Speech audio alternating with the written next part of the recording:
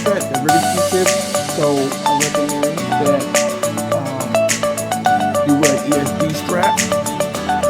So again, I'm just basically just removing them off the circuit. So this is the amp that I'm working on. It's dead.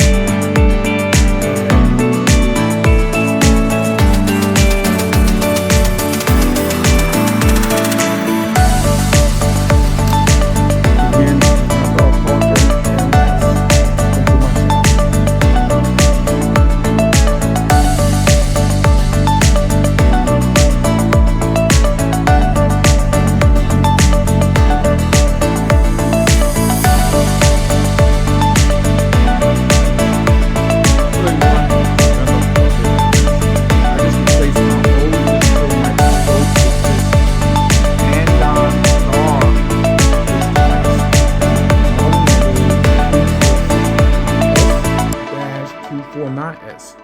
This is pretty cool.